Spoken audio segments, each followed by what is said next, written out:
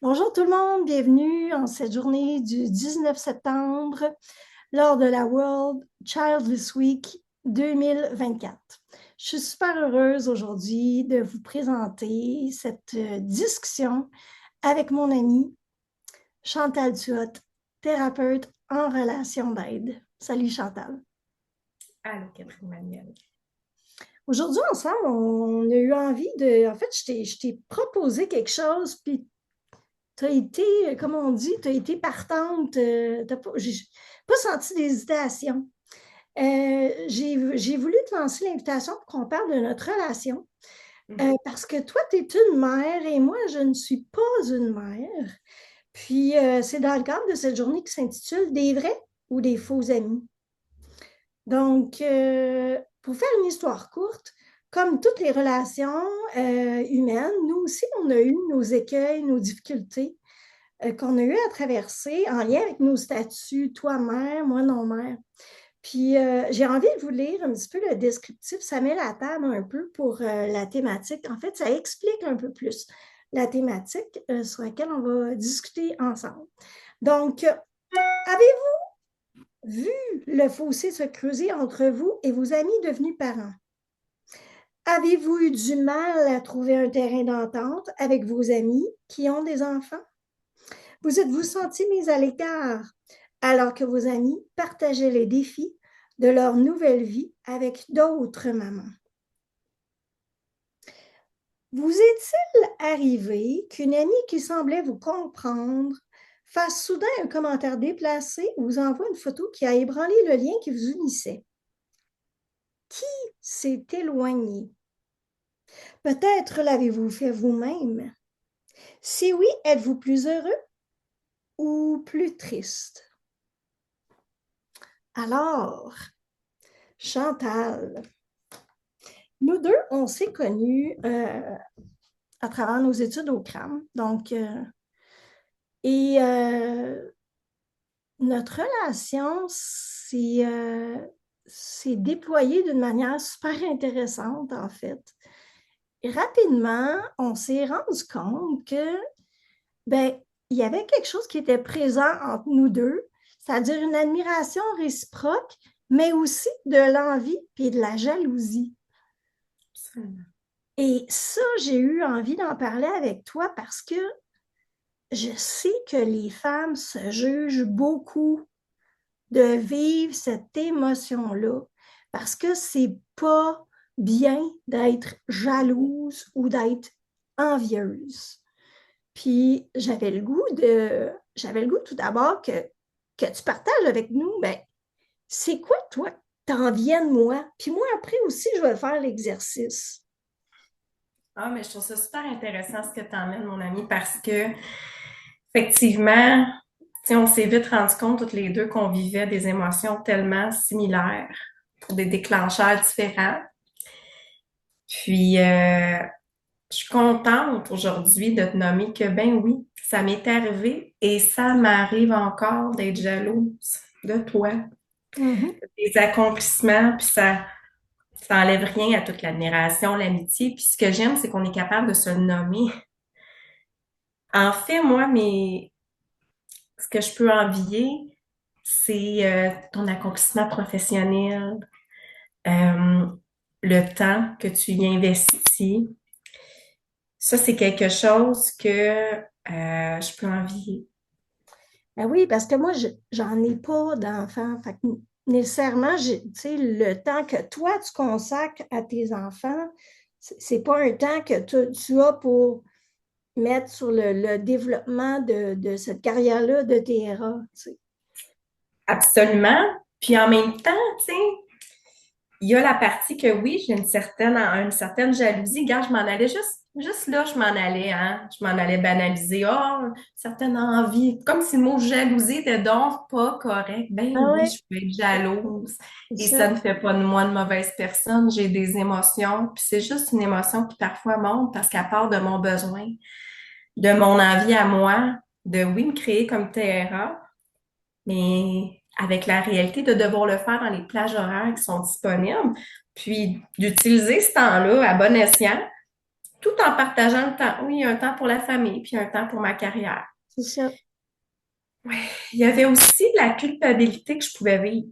Ah oui, de la culpabilité. Ouais, ben tu sais, je t'en avais déjà glissé un mot face à, mettons, si on était ensemble, je voulais être pleinement moi. Donc, oui, en parlant de toutes les dimensions de ma vie, puis aussi de celle de mère. Hum, Puis, j'avais dû t'en parler parce que il y a un bout, je pouvais, moi, tomber dans l'évitement, puis oh, je vais pas en parler pour pas tu sais, pour pas te déclencher, mais dans le fond, hum, ça partait pas de toi. mhm. Ça partait de moi qui me sentais coupable de parler de quelque chose qui pouvait peut-être être sensible, puis je projetais ça sur toi. Puis je te l'avais dit parce que Colin, pour moi, une vraie amitié, c'est d'être capable d'être sensible à l'autre, mais de rester soi-même. Fait que, tu sais, on avait tous pu faire ce chemin-là ensemble, puis ça fait qu'aujourd'hui, ben oui, je peux t'en parler de mes enfants. Mhm. Ben oui. Puis même, c'est drôle parce que des fois, quand on se voit, je suis tellement contente de parler de tout ce qui se passe. C'est toi qu'il faut qu'ils me disent, donc, comment vont tes enfants? Je suis comme, j'étais pas dans l'évitement, j'étais juste contente de parler d'autre chose. Ah, oui, c'est vrai. Fait que je trouve ça beau, Oui, vraiment, mais être plus libre avec toi, là. c'est ça. Puis moi, ben, de mon côté, tu sais, j'enviais, c'est sûr, tout ce que tu vis en tant que mère, ta manière de t'accomplir, ta belle manière d'éduquer, d'encadrer, de permettre de s'épanouir tes enfants, tu sais. Puis aussi le fait que tu étais en couple. Tu sais, ça, pour moi, c'est sûr que c'est aussi c'est un déclencheur parce que, en fait, moi, je rêvais d'avoir une famille. Je rêvais, puis l'idée que je m'étais faite de ma famille, c'était avec des enfants, puis un conjoint, tu sais. Puis moi, je te vois réaliser ça, tu sais, puis c'est sûr que ça réveille de l'envie, parfois de la jalousie. Tu sais, particulièrement quand tu sais, tu t'es séparé, puis ça n'a pas pris beaucoup de temps avant que tu rencontres quelqu'un d'autre, tu sais, puis ça, tu sais, je te trouvais chanceuse de ça, tu sais, puis de ne pas avoir à trop vivre de solitude suite à la rupture. Puis, tu sais, moi, la solitude, veux pas, est pas mal, est quand même pas mal présente dans ma vie. Puis ça veut pas dire que c'est parce que j'ai pas d'amis ou j'ai pas d'intérêt ou de. Mais tu sais, je suis plus souvent toute seule quand je suis chez nous parce que ben, j'ai pas de conjoint puis j'ai pas d'enfant. Tu sais. Ouais. Fait que j'envie, c'était des fois cette espèce de, tu sais, de trac-là, tu sais, que tu te casses pas trop la tête dans le sens que tout est là autour de toi, puis mais en même temps, je vois bien comment c'est exigeant, tu sais. Puis parfois épuisant, mais en même temps, tu sais, c'est là. Tu reviens chez vous, puis tu sais que tes enfants vont arriver, ils vont être là. Tu ne seras pas seul, tu sais. Fait que, puis tout a été dans me laisser le droit d'exprimer ça, puis me laisser le droit de vivre ma tristesse, puis tu sais, vivre moi aussi de l'envie face à tu sais, ton style de vie. Puis je pense que tu sais, comme une des clés, parce qu'on peut faire semblant un bout de temps que ça ne nous dérange pas, hein, mais on le sait, nous deux, hein? Tu sais, si des profs du crâne nous écoutent, là, sur le pont de la relation, là, ben, il y a des billots de bois, là. Puis ça, c'est des gros troncs d'arbres. Ça, c'est quand on se dit pas ce qu'on a à se dire, tu sais. On Exact. fait semblant que tout va bien et qu'il n'y a pas de troncs d'arbres sur le pont, tu sais. Sauf qu'on fait un temps, puis à un moment donné, on finit qu'on ne se sent pas vrai, on ne se sent pas authentique, puis surtout, on ne se sent pas libre. Puis je pense que nous, c'est ça qu'on voulait pas. Puis comme entretenir cette espèce de honte-là, d'avoir certains sentiments qui sont pas socialement acceptables.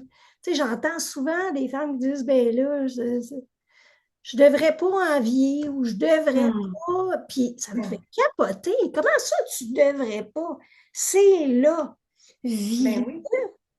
Puis Et s'il y a assez de confiance, comme il y avait avec toi, beaucoup de confiance, ben quand tu sens qu'il y a une certaine sécurité, puis que tu peux te dévoiler dans des côtés de toi qui ne sont pas très reluisants, mais c'est là que commence la véritable relation.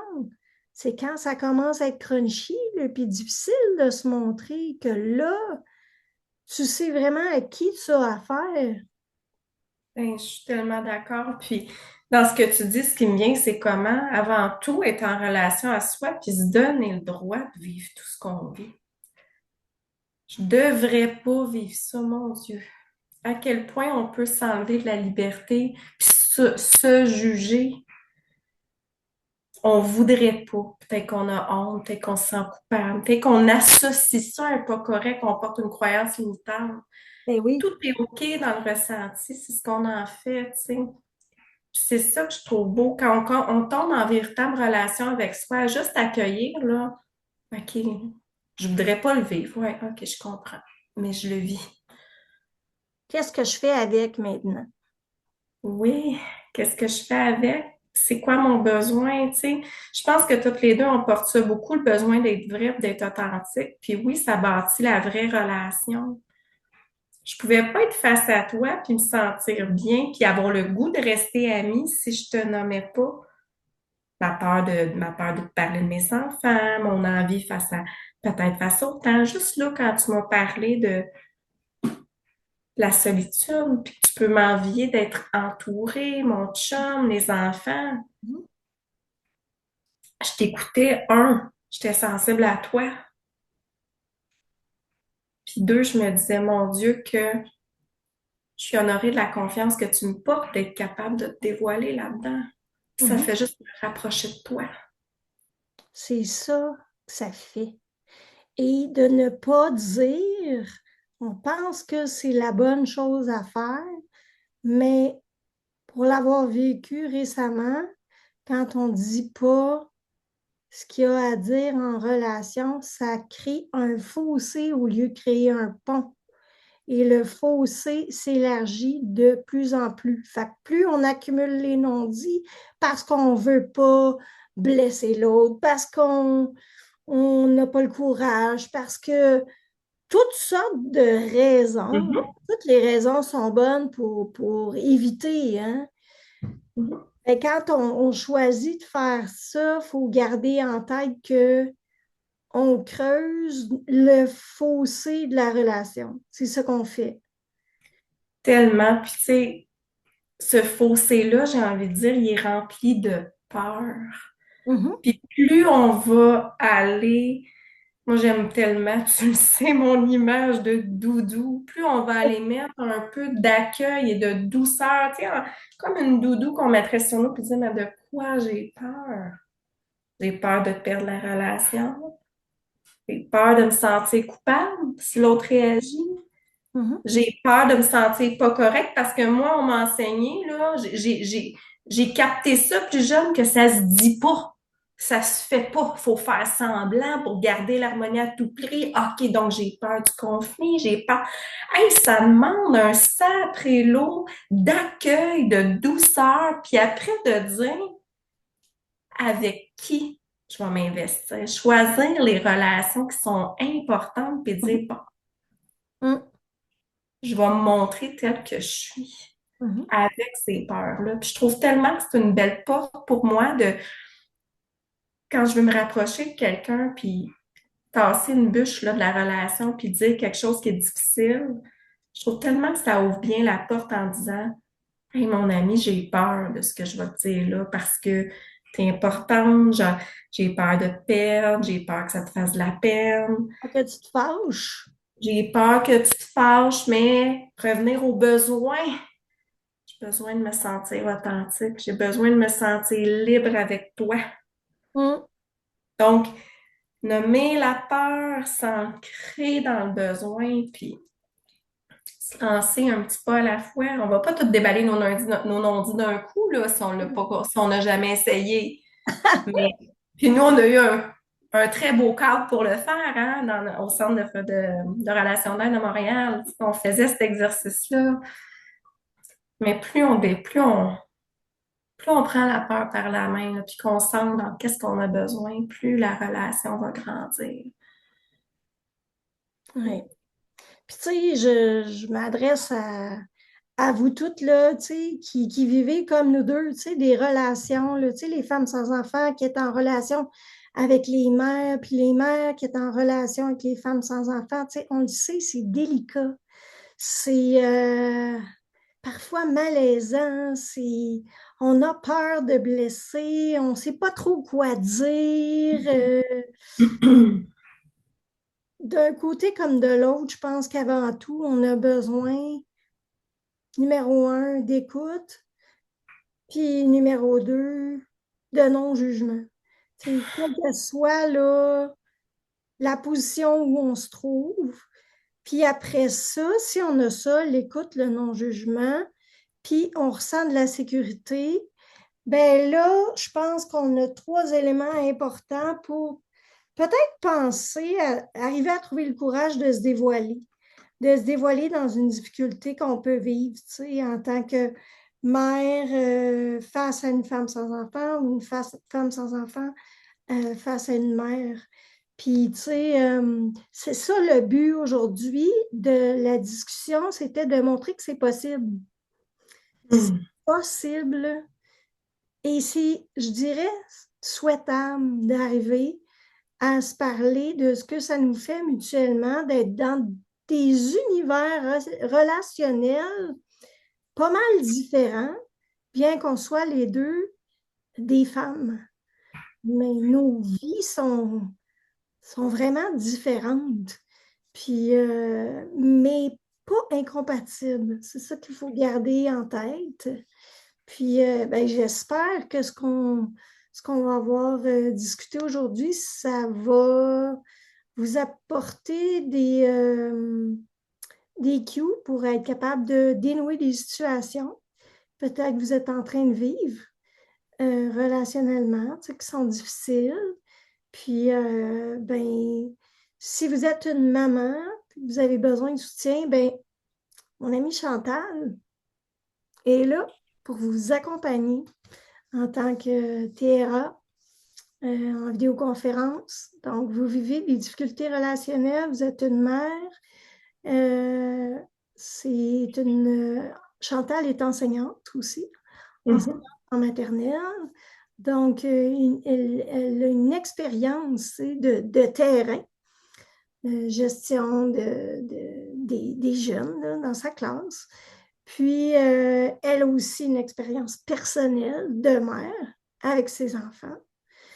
Et en plus, elle est TRA.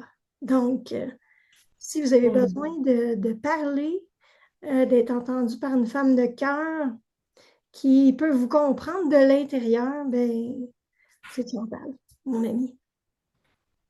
Merci beaucoup. Merci de. Je leur reçois comme beaucoup de confiance, beaucoup de. Ah oui, je suis reconnaissante. Puis moi, ce que j'ai envie de dire, c'est comment, tu sais, je t'écoutais, puis ce qui me venait, c'est ce qui nous rassemble, toutes ces personnes-là, qu'on soit des femmes sans enfants, avec enfants, c'est comment le monde émotif reste le même, les déclencheurs, les raisons restent différentes, mais on vit toute la peine, on vit toutes les joies, on vit toute la culpabilité, on vit toutes les émotions, puis ça, à la base, je pense que ça peut nous rassembler. C'est vrai. De la peur, de la honte aussi, hein. Absolument. Et c'est OK de vivre ces émotions-là, de se montrer avec ces émotions-là à l'autre.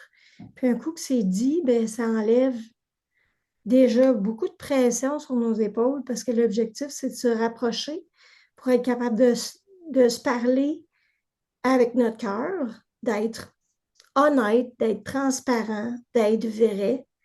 Puis quand on arrive à se parler avec notre cœur, ben, c'est là que la relation vraiment s'approfondit, puis se développe, puis est vécue d'une manière authentique. Donc, merci d'avoir accepté mon invitation, mon ami. Et ben, j'ai le goût de te dire à bientôt. À bientôt. Merci beaucoup pour ton invitation. C'est un plaisir.